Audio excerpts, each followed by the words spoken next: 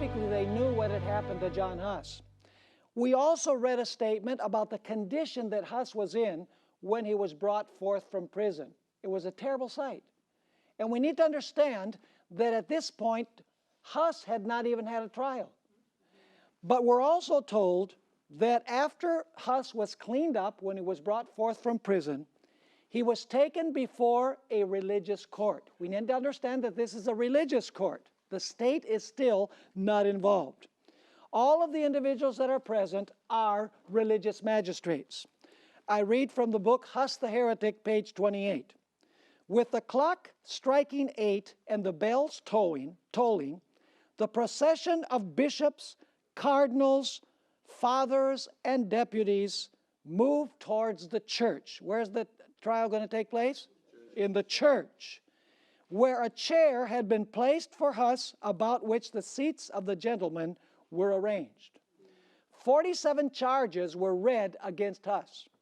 None of them involved a violation of civil law. All of the accusations had to do with the convictions of his conscience, not following the teachings of the church. We are told by Poggius that those who were present, when Huss tried to defend himself, they shouted, much like the Jews had done at the trial of Christ.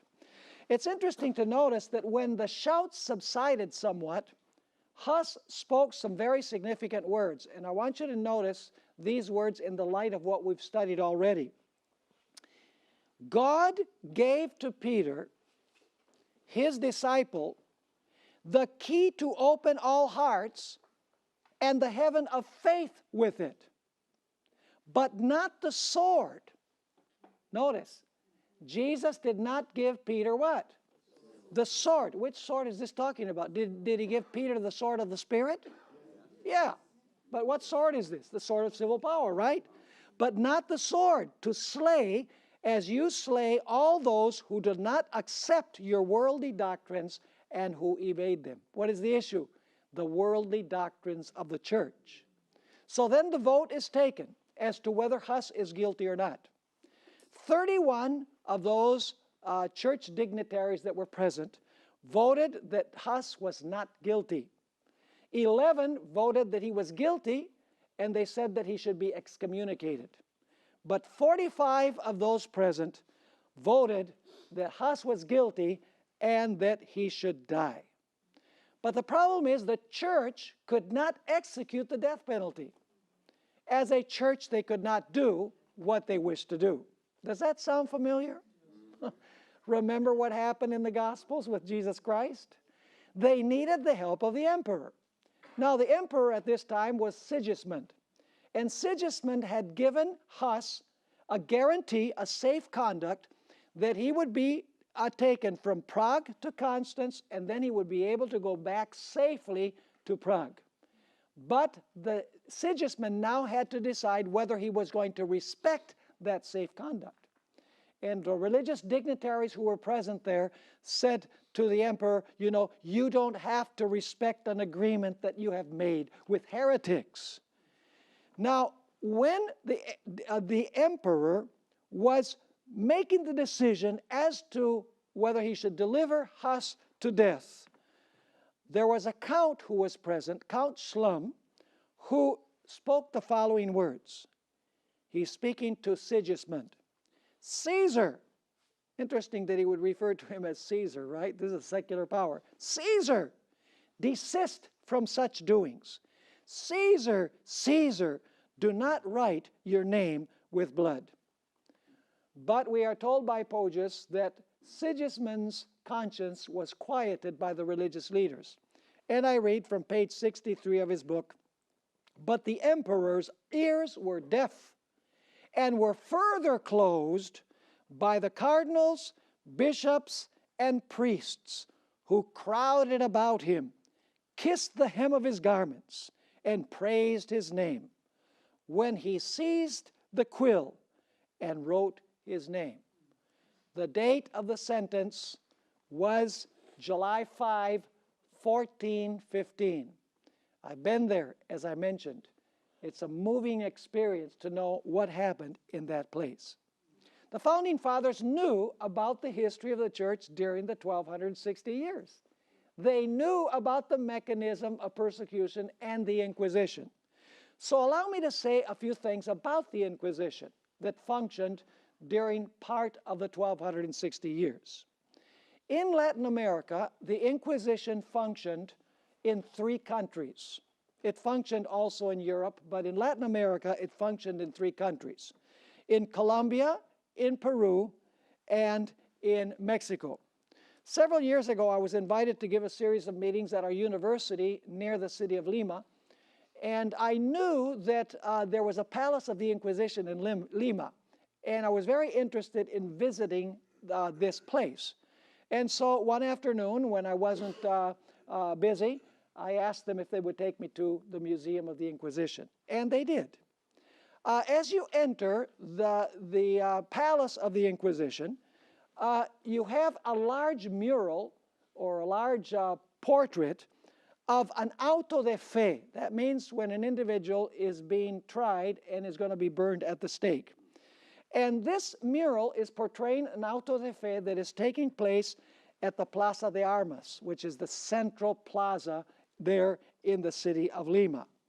And then after explaining, you know, how heretics were burned at the stake because they didn't agree with the teachings and practices of the church, the young tour guide took us to the torture chamber and gave us a tour of all of the sample torture implements that were used by the Inquisition. Just matter of fact, explain, you know, this was used for this and this was used for that. Let me just go through some of these implements that were used by the papacy through the power of the state to persecute those who did not agree with the teachings of the church. We have, first of all, the strapado. The victim's wrists were bound behind their back with one end of the rope, and then the loose end was tossed over an elevated beam. Now you can imagine this. With hands tied behind the back, the victim would then be slowly raised by pulling on the loose end of the rope, and when the victim was high above the ground, the loose end was abruptly released and then stopped slightly before the victim reached the ground, thus dislocating the arms and the shoulders. Sometimes weights of 25 pounds. This is everything that the tour guide said, by the way. Sometimes weights of up to 25 pounds were bound to the victim's feet to make the drop more precipitous and dislocation more painful, simply because they did not agree with the church. Next you have the whipping post. Now I can see myself going through. These first 2 implements of torture are on the right-hand side of the room. The whipping post. With hands and feet in stocks, the prisoner was beaten and whipped on his bare back, a minimum of 50 times and a maximum of 200 times, simply because he did not agree with the teachings and practices of the papal church.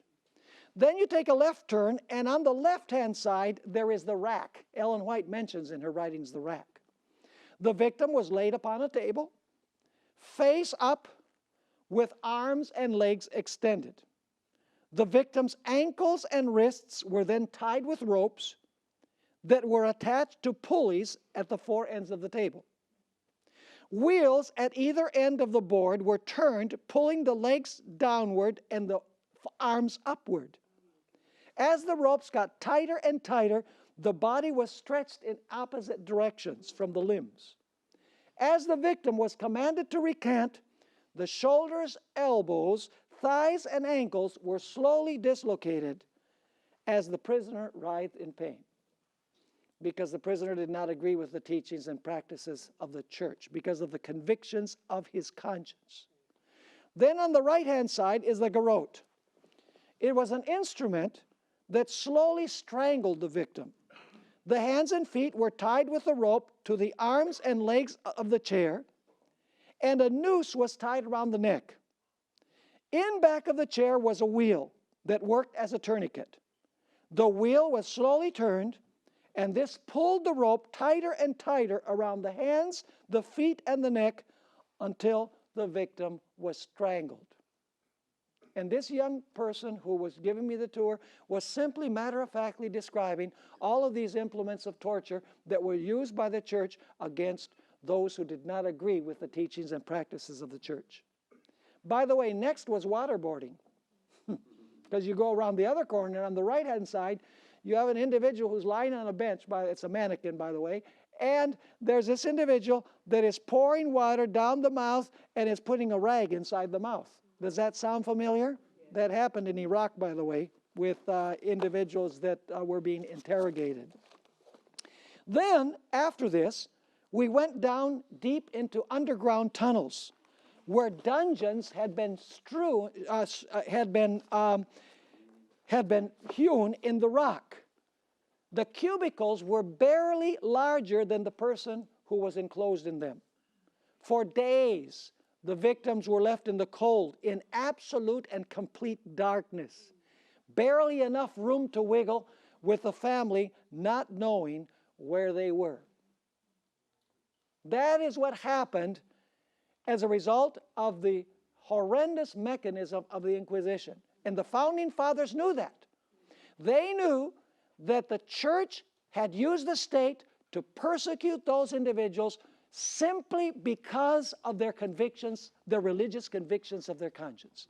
And the Founding Fathers said, it is not going to be like that in this nation that we are going to establish. We are going to establish a different kind of government where, yes, in one nation, you're going to have two kingdoms in that nation. You're going to have two powers in that nation. You're going to have the church and you're going to have the state. But we will make sure that the state is not able to influence the church and the church is not able to influence the state. They will function in their own sphere with their own sword. So the Founding Fathers knew what happened when church and state were united during the 1260 years. But they also knew what happened in the territory of the United States during the colonial period. You see, the Constitutional Fathers knew all about the history of the colonial period. They were well aware that individuals such as atheists, Jews, Quakers, Baptists were deprived of their civil rights simply because their beliefs and practices did not square with those of the established church, which was the Puritan church. The founders knew very well about Sunday laws in the colonial period. And people who violated Sunday were fined, lashed, imprisoned, and at least in 3 of the 13 colonies, there was a death sentence against those individuals who violated Sunday as the day of rest. Only individuals who belonged to the established church could serve in positions of the government. If you did not belong to the established church, you could not lend civil service.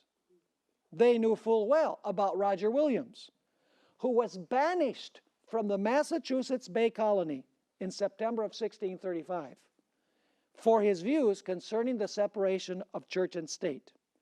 They knew how Roger Williams was forced to flee late in 1635 and early in 1636 in the dead of winter, a bitter winter as he describes. He had to flee because he was banished from the colony. And how he finally ended up in what it is today, Rhode Island, and established the capital of Rhode Island. Why do you suppose it's called Providence? It's because he believed that God had taken him there through divine providence. Roger Williams, I believe, is the first individual coming out of the period of the 1260 years that fully and completely understood the idea of civil and religious liberty, the separation of church and state. He was a strict separationist. Notice what he had to say. This is in a book that really I would recommend everyone to read. It's a really, really great book.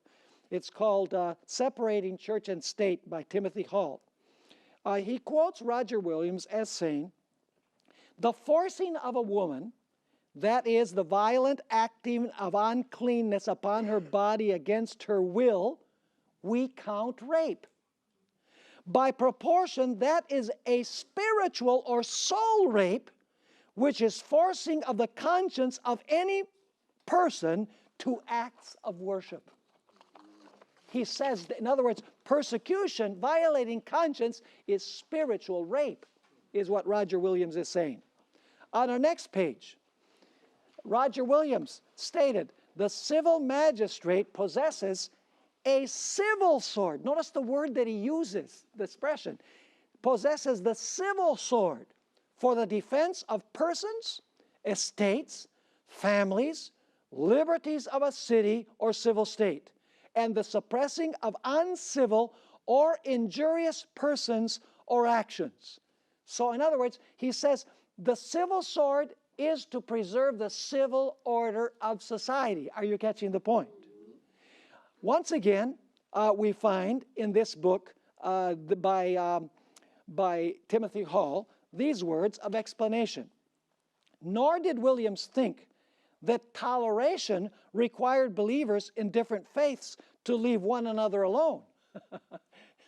He didn't say, well, you know, you just simply, you don't say anything bad about anybody else's religion. Oh, no, he didn't believe that. Proselytization, in other words, trying to gain converts from other churches, for him was entirely consistent with religious liberty.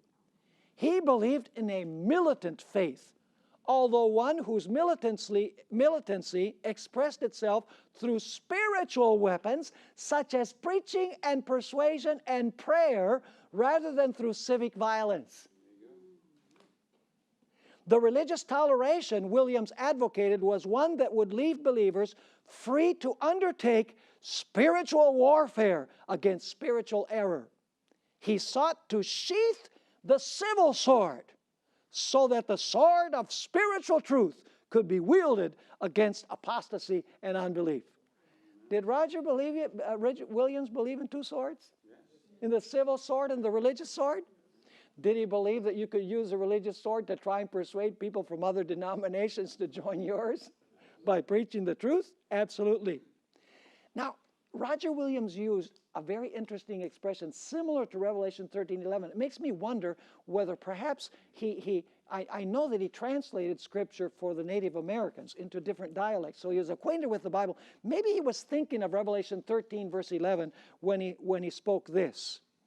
He said that when a follower of Christ advocates persecution against those who disagree with him, he is guilty of the language of the dragon in a lamb's lip. Interesting that he would say that. This is back in the 1600s, folks. This is before this prophecy is fulfilled. Interestingly enough, the sentence of banishment against Roger Williams that was given in September of 1635 was not lifted until 1936, when Bill 488 was expunged from the laws of Massachusetts. And this is how they stated it. Resolved that the sentence of expulsion passed against Roger Williams by the General Court of Massachusetts, Bay Colony, in the year 1635 be and hereby is revoked. So finally, in the year 1936, Roger Williams was once again allowed to come back to the Massachusetts Bay Colony. This was a post-mortem decree. Now, it's interesting to notice that concerning the colonial period, the colony of Virginia, Southern Baptist minister and Republican congressman John Buchanan once said this: preachers like Pat Robertson and Jerry Falwell, and Falwell is dead, by the way, should not forget that in the colony of Virginia, Baptist ministers were beaten and imprisoned and run out of town for preaching their dissenting faith, with Anglican ministers, while Anglican ministers were paid with tax funds from the state treasury. So in other words, they need to remember, you know, that they would have been persecuted during the colonial period for being Baptists. So the Founding Fathers knew what happened in the colonial period. when people were required to belong to the established church on pain of civil penalties. And they said that's not going to happen in these United States of America that we're going to found. We are going to establish a nation built on a different principle. And that is that, yes, there will be two kingdoms in the United States, the state and the church. They are both legitimate. They both need to function within their sphere. They both have their own sword, but they need to function separately, not together. Now let's talk about the Constitutional Fathers and the Bible. You know, the Constitutional Fathers read the Bible. You know, they didn't believe a lot because they were deists. But they knew very well the story of what had happened in the death of Jesus Christ. They knew about the persecution of the apostles by the apostate Jewish church. They knew from Scripture what happened when the state gave decrees forbidding religious worship or abridging the right to worship. And so the Founding Fathers, when they were going to establish this nation, they were doing it in the light of the past. They knew what happened during the 1260 years. They knew very well what happened during the colonial period. They knew from Scripture what happened when church and state were joined together. And they said, this is not going to happen in this nation. We are going to try a revolutionary experiment in the United States. So let's talk a little bit about the founding documents of the United States, that which makes the United States what it is. The founding documents of the United States are clearly of divine origin. I'm not saying they're inspired, but they were inspired by God. In 1776, the Declaration of Independence affirmed that all men are created equal and have certain inalienable rights, that means rights that God guarantees that government cannot take away, among which are life, liberty, and the pursuit of happiness. In 1787, the Constitution of the United States was ratified. And in 1791, you have the Bill of Rights, which are the first 10 amendments to the Constitution of the United States. Now, as I mentioned before, it's very significant that these three documents were ratified immediately before the papacy received its deadly wound, which means that the next world superpower was rising at the same time that the previous power was going to receive its deadly wound. An examination of the writings of the Constitutional Fathers reveals that they firmly believed in the legitimate existence of two kingdoms within the single nation of the United States, and that they were to remain forever separate. According to their view, the church was given the spiritual sword to persuade through the preaching of the Word of God, and the state was given the material sword to preserve the civil order of society. These two principles, based on the idea of two kingdoms, church and state, are called republicanism, which is a representative civil government with the civil sword, and Protestantism, which is representative religious government with the religious sword. During the Middle Ages, all civil matters were decided by whom? By the king. And all religious matters were decided by the Pope. Thus, all the power flowed from top to bottom. When the Pope spoke, the people were simply expected to obey without question. When the king spoke, that word was law. People had no freedom or liberty either in civil matters or in religious matters. The Constitutional Fathers of the United States established a government that turned all that idea upside down, where the power flowed from the bottom up. A government of the people, by the people, and for the people through duly elected representatives. And the Founding Fathers believed, folks, that the legitimate existence of the church and of the state could take place in the single nation of the United States of America.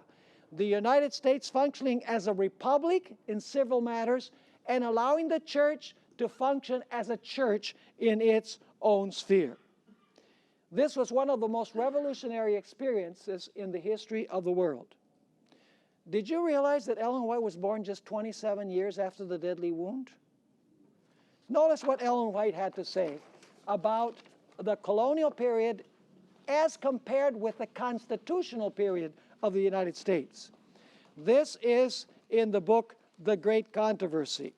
Great Controversy, you don't have the page there, but it's earlier in the syllabus.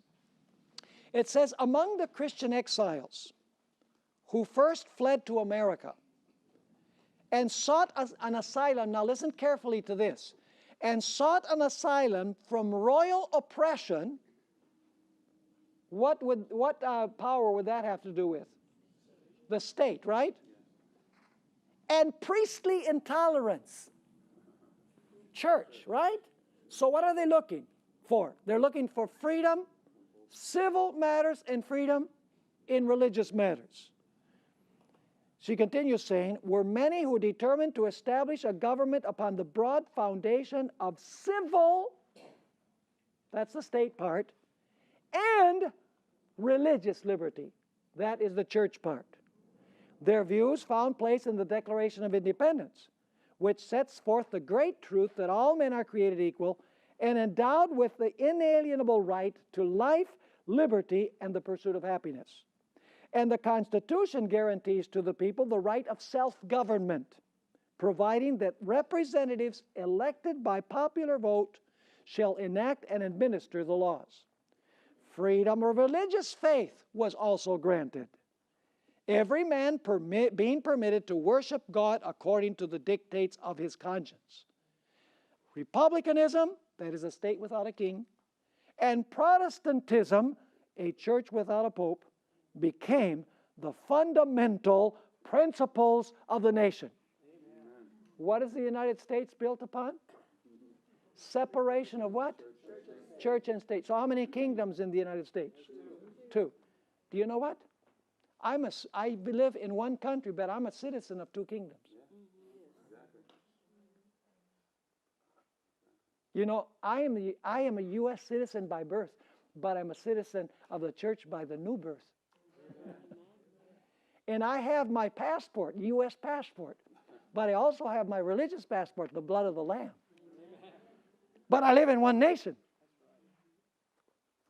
One nation under God. Now, listen carefully. What is the secret of the prosperity of the United States of America?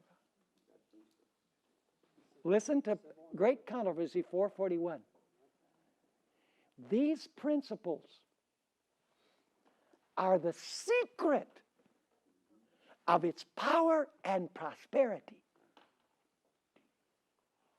What is the secret of the prosperity and power of the United States? The idea that the church should function as church and state as state. Separation of church and state. What will lead to national apostasy? Joining church and state. And that will lead to a loss of power and prosperity. Ellen White says it will lead to national ruin. Are you seeing how the theme of church and state comes through in all of this? Time and again, church and state. That's why we have a religious liberty department. And some people, some Adventists naively say, well, you know, why do we have a religious liberty department? You know, what it does is it just prolongs things. You know, just let church and state join together so we can go home. It sounds pretty plausible. You know, why should our religious liberty be fighting for the separation of church and state? Mainly because we want everybody in the world to understand the importance of this so they can be saved and be on the right side. That's the real reason. It's not to delay the inevitable. It's so that when the time comes, our religious liberty magazine, and all of these liberty rallies that we have will help people see the issues so they come out on the right side. That's why liberty is sent to politicians, it's sent to lawyers, it's sent to thought thinkers in the U.S., so that when the time comes, you might be happy to have one of those individuals who receive liberty represent you in court. Amen. So we need a religious liberty department in the church. Ellen White says in Great Controversy 442, the founders of the nation sought to guard wisely. The founders of the nation wisely sought to guard against the employment of the secular power on the part of the church, with its inevitable result, intolerance and persecution. Now listen carefully. In this way, the founding fathers rejected the apostate Roman Catholic view that the Roman Catholic Church has, that you're supposed to join church and state. And it went back to the view that was held by the apostles in New Testament times. They returned to the view of the early church. The church is supposed to function as church, and state is supposed to function as state. Now, you say, well, all this is fine and dandy, it's beautiful rhetoric, but can we read some things that the founding fathers said to see if this is true? Well, that's what we're going to go next. In our syllabus, the first individual that we are going to read from is George Washington. I think that's a good place to start. First President of the United States, the liberator of the United States from England, and he who presided the Constitutional Convention. Notice what he had to say to the Baptist delegation in 1789. If I could have entertained the slightest apprehension that the Constitution framed by the Convention, where I had the honor to preside, might possibly endanger the religious rights of any ecclesiastical society, certainly I would never have placed my signature on it. And if I could now conceive that the general government, that's the federal government, might ever be so administered as to render the liberty of conscience insecure, I beg you will be persuaded that no one would be more zealous than myself to establish effectual barriers against the horrors of spiritual tyranny and every species of religious persecution. For you doubtless remember that I have often expressed my sentiments that any man conducting himself as a good citizen, what kingdom does that have to do with? The civil power. Conducting himself as a good citizen and being accountable to God alone for his religious opinions, what kingdom does that have to do with? With the church. Ought to be protected in worshiping the deity according to the dictates of his own conscience. Did George Washington believe in the separation of church and state, two kingdoms in one nation? He most certainly did. What about Benjamin Franklin? I love this statement. He had a sense of humor. When religion is good, I conceive that it will support itself. And when it does not support itself, and God does not take care to support it, so that its professors are obliged to call for the help of the civil powers, 'tis a sign, I apprehend, of it being a bad one. Did Benjamin Franklin have the idea that the church should be separate from the state? He most certainly did. What about Thomas Jefferson? We're going to read several statements from Thomas Jefferson. He was one of the framers of the Constitution. I visited the Jefferson Memorial in Washington, D.C. several times. Have you ever visited the Jefferson Memorial? You know, I like to just sit there and like to read the inscriptions on the marble walls, white marble walls. In fact, one day I wrote these words that I'm going to read now, I wrote with my own hand, and then I copied onto my computer. I want you to notice what Jefferson had to say about this issue of church and state. Almighty God hath created the mind what? Free. All attempts to influence it by temporal, what would temporal be? The civil power, right? By temporal punishment or burdens are a departure from the plan of the author, holy author of our religion. No man shall be compelled to frequent or support any religious worship or ministry, or shall otherwise suffer on account of his religious opinions or belief. But all men shall be free to profess and by argument to maintain their opinions in matters of religion. I know but one code of morality for men, whether acting singly or collectively. Did Jefferson believe in the separation of church and state? He most certainly did. And then comes this somewhat humorous statement. The legitimate powers of government extend to such acts only as are injurious to others. It does me no injury for my neighbor to say that there are 20 gods or no gods. It neither picks my pocket nor breaks my leg. Does the government have a right to protect you against pickpockets and against people who breaks your leg? Absolutely. But what he's saying is that's the legitimate power of the government. It's not dealing with religious things. So if you want to have 5,000 gods, so be it. That doesn't hurt me at all for my neighbor to believe that. In 1782, Jefferson wrote this: "It is error alone which needs the support of government. Truth can stand by itself." Was he clear on this separation of church and state? Absolutely. Jefferson knew about the Inquisition. Notice this statement. Is uniformity in matters of religion, in other words, should all churches come together, is that attainable? Millions of innocent men, women, and children since the introduction of Christianity have been burnt, tortured, fined, imprisoned. Yet we have not advanced 1 inch towards uniformity. He's speaking of belief and practice. What has been the effect of coercion? To make one half of the world's fools and the other half hypocrites. Why does he say fools? He's saying because you get killed because of what you believe. And a hypocrite because you go along in order not to get killed. So are you with me? Now, Jefferson stated that people should be willing to die as martyrs in order to preserve civil and religious liberty. Notice what he had to say. To preserve the freedom of the human mind, then, and freedom of the press, every spirit should be ready to devote itself to martyrdom. For as long as we may think as we will, and speak as we think, the condition of man will proceed in improvement. You know, the Religious Liberty Department of the General Conference defends other churches when they deal with church-state matters. Even the Catholic Church. The Adventist Church files amicus briefs with the Roman Catholic Church when the government wants to infringe upon the church.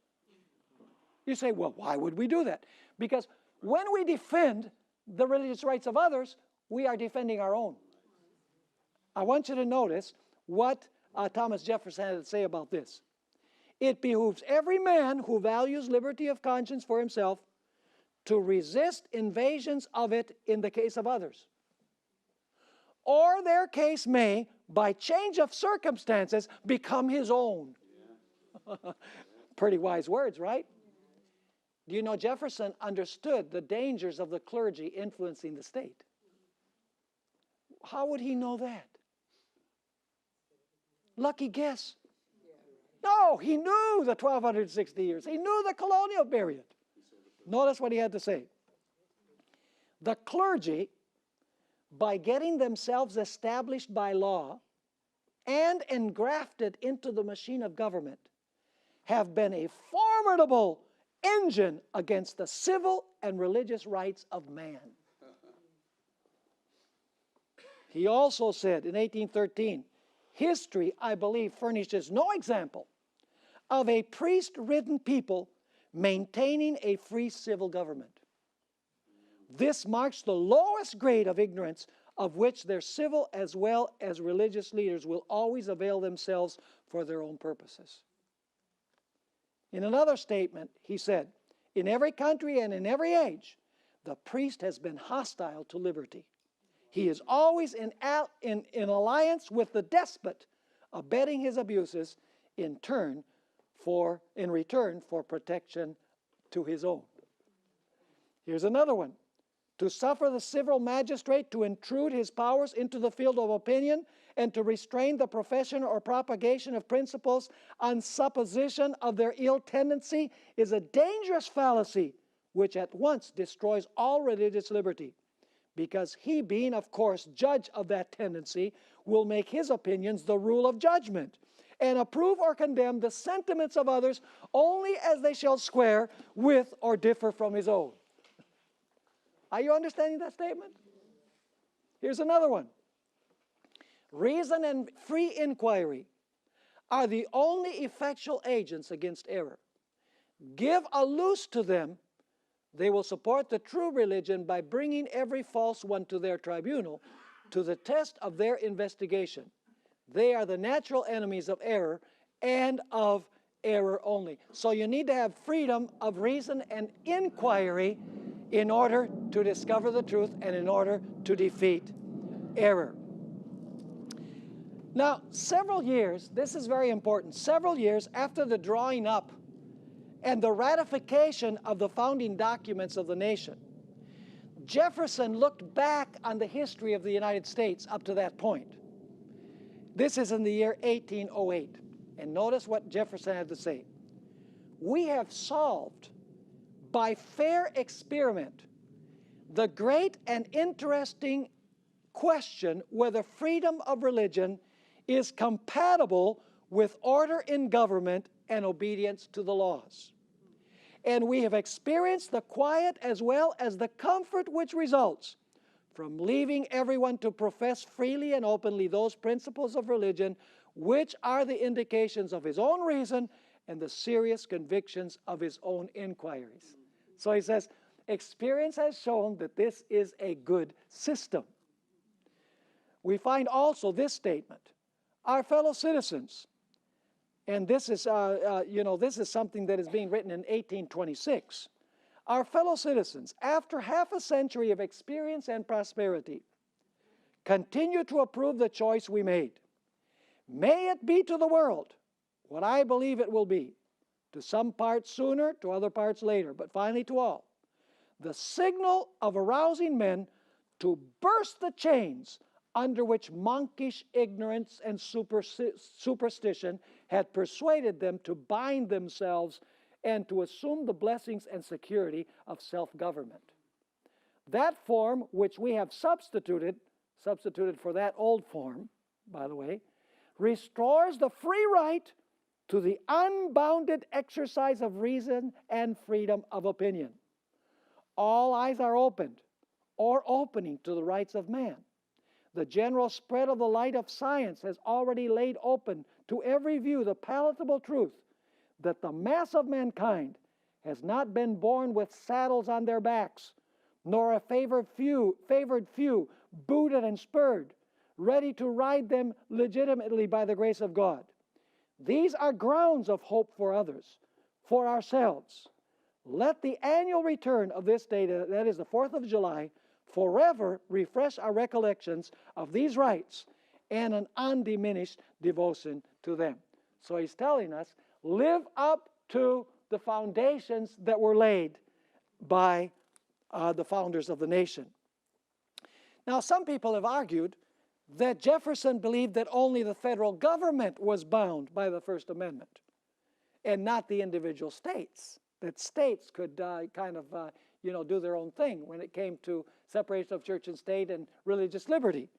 But the fact is that the 14th Amendment to the Constitution says that this applies to the states as well. I want you to notice what Jefferson had to say to Samuel Miller on January 23, the year 1808. I consider the government of the United States as interdicted by the Constitution from intermeddling in religious institutions, their doctrines, discipline, or exercises. Are you understanding what he's saying? This results not only from the provision, not only results from the First Amendment, according to him. This results not only from the provision that no law shall be made respecting the establishment or free exercise of religion, but from that also which reserves to the states the powers not delegated to the United States. So is he saying that the 14th Amendment also applies to to this issue of separation of church and state to the states? Absolutely.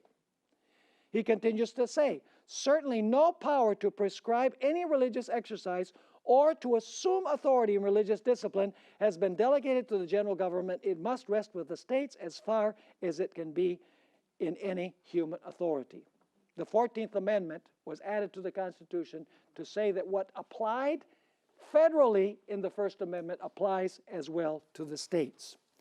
Now, in the year 1802, the Danbury Baptist Association wrote a letter to Thomas Jefferson asking what guarantee they would have of civil and religious liberty. And Jefferson wrote a letter back to them, and this is where we get the metaphor of the wall of separation between church and state. I want to read a portion of what Jefferson wrote back to them. Believing with you that religion is a matter which lies solely between man and his God, that he owes to none other for his faith or his worship, that the legitimate powers of government reach actions only and not opinions, I contemplate with sovereign reverence that act of the whole American people which declared that their legislature, that is the Congress, should make no law respecting the establishment of religion or prohibiting the free exercise thereof, thus building a wall of separation between church and state. Did Thomas Jefferson believe in the separation of church and state? Did he believe that religion had a place? Did he believe that the state had a place? Did he believe that they should be mingled? No. This was radically different than anything that had been experimented with before. It will be noticed that the first two clauses of the First Amendment guarantee religious rights. Congress can't make a law that establishes a religious observance, and it cannot make a law that forbids people from practicing their religion. But the third clause of the First Amendment guarantees civil rights. So in the First Amendment to the Constitution, we have the two horns like a lamb. The first two clauses guarantee religious liberty. The last clause guarantees civil liberty. So in the First Amendment, we have the content of the two horns like a lamb. Now, what would James Madison say about this? You know, James Madison was one of the great founding fathers. He's actually known as the father of the Constitution. I'm going to skip what we find under James Madison in Memorial and Remonstrance. You can read that, and also Religious Freedom in Virginia and America. And we're going to go to the subtitle that says James Madison Statements. James Madison Statements. You can read here about Memorial and Remonstrance. It's an interesting history. It's a chapter in the history of civil and religious liberty, but we don't have the time to read that. You can read it at your leisure. Now, in a letter to Edward Livingston, James Madison once stated, I observe with particular pleasure the view you have taken of the immunity of religion from civil jurisdiction in every case where it does not trespass on private rights or the public peace. Are you understanding what he's saying? Is the church immune from the influence of the state? Yes. It says, I observe with particular pleasure the view you have taken of the immunity of religion from civil jurisdiction. And in every case where it does not trespass on private rights, in other words, on the rights of other people, or the public peace. He also stated, there is not a shadow of right in the general government to intermeddle with religion. Its least interference with it, that is with religion, would be a most flagrant usurpation. I can appeal to my uniform conduct on this subject that I have warmly supported religious freedom. So is there any shadow of right that the government should intermeddle in religion? No. Even the least interference? Not even the least interference. He also stated in 1822, an alliance or coalition between government and religion cannot be too carefully guarded against. Every new and successful example, therefore, of a perfect separation between ecclesiastical and civil matters is of importance. Religion and government will exist in greater purity without rather than with the aid of government.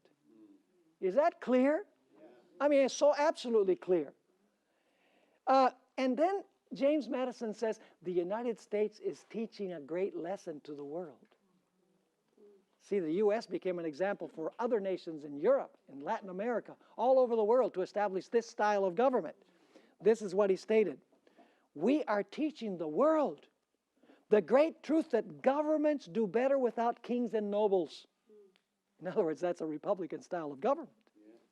Rather than with them. The merit will be doubled by the other lesson that we're teaching the world. And that is that religion flourishes in greater purity without than with the aid of government. Once again, separation of what? Of church and state. Here's another statement. It may not be easy in every possible case to trace the line of separation between the rights of religion and the civil authority with such distinctness as to avoid collisions and doubts on unessential points. The tendency to usurpation on one side or the other, or to a corrupting coalition or alliance between them, will best be guarded against by an entire abstinence of the government from interference in any way whatsoever, beyond the necessity of preserving public order and protecting each sect against trespasses on its legal rights by others. I mean, how could the Founding Fathers be clearer? Here's another one. It was the universal opinion of the century preceding the last, this is during the 1260 years, by the way, that civil government could not stand without the prop of a religious establishment, and that the Christian religion itself would perish if not supported by the legal provision for its clergy. The experience of Virginia conspicuously corroborates the disproof of both opinions. The civil government, though bereft of everything like an associated hierarchy, possesses the requisite stability and performs its functions with complete success, whilst the number, the industry, and the morality of the priesthood and the devotion of the people have been manifestly increased by the total separation of the church from the state. So does the church function better without the state? Does the state function better without the church? Absolutely. Here's another one. I'm reading several of these. You say, why do you read all of these? We have them in the syllabus. Well, because there are going to be people that are going to be watching this. And because I want you to see that the testimony is overwhelming. And I'm only giving you a sampling. There's more. Notice what James Madison said in Memorial and Remonstrance. We hold it for a fundamental and undeniable truth that religion, or the duty which we owe our Creator, and the manner of discharging it, can be directed only by reason and conviction, not by force or violence. The religion, then, of every man must be left to the conviction and conscience of every man, and that it is the right of every man, rather, to exercise it as these may dictate. And then, on another letter, 1787, no distinction seems to be more obvious than that between spiritual and temporal matters. Yet whenever they have been made objects of legislation, they have clashed and contended with each other till one or the other has gained the supremacy. So he says neither the state nor the church should have the dominant. They should function separately. And here's another one. The experience of the United States is a happy disproof of the error so long rooted in the unenlightened minds of well-meaning Christians, that's, by the way, the 1260 years, as well as in the corrupt hearts of persecuting usurpers, that without a legal incorporation of religious and civil polity, neither could be supported. A mutual independence is found most friendly to practical religion, to social harmony, and to political prosperity. Now, I must say that sometimes the Founding Fathers themselves were inconsistent. You see, this shows that it's possible to believe in the two horns like a lamb and speak like a dragon. let's introduce this, and then we'll come back to it in our next session. Some revisionist historians, such as David Barton, have shown that the founders of the United States were always not consistent with the principles of separation of church and state. This is true, but the conclusion that Barton draws from this fact is false. Timothy Hall explains one example of a bold-faced contradiction between Madison's opinions and his actions. And I read now from Timothy Hall. Madison's actions did not always coincide with his professed opinions. Does that sound like the beast that has two horns like a lamb but speaks like a dragon? Yes. Particularly with those he professed late in his life. So he grew in his understanding, didn't he? Late in his life, he had clear the idea of separation. But earlier in his life, you know, his actions kind of contradicted sometimes his professed opinions. He continues writing, for example, it has been noted that on the same day Madison introduced Jefferson's bill for establishing religious freedom in the Virginia legislature, which is Bill number 84, he also introduced a bill for the punishment of Sabbath breakers. I say, what are you talking about? The same day? Are you saying that the same day that he said that there's supposed to be two horns like a lamb, he's saying that there needs to be religious legislation? Does that show that it is possible for a nation to have these two principles in theory, but to deny them in practice? Absolutely. Madison pushed through the Virginia legislature a bill that was called a bill for punishing disturbers of religious worship and Sabbath breakers. This was clearly a religious law established by the Virginia legislature, and thus a violation of Madison's and Jefferson's principles. Thus, early in the history of the United States, even the founding fathers were doing exactly what the land beast of Revelation would eventually do, claiming to uphold two principles while at the same time undermining them. And this was the law that Madison proposed. If any person on Sunday shall himself be found laboring at his own or any other trade or calling, or shall employ his apprentices, servants, or slaves in labor, or other business, except it be in the ordinary household, he shall forfeit the sum of 10 shillings for every such offense. Visit secretsunsealed.org for annual class dates and topics. Anchor is a seminary-level course of study on the fundamentals of Seventh-day Adventist theology taught by Pastor Steven Bohr and guest theologians. Seating is limited.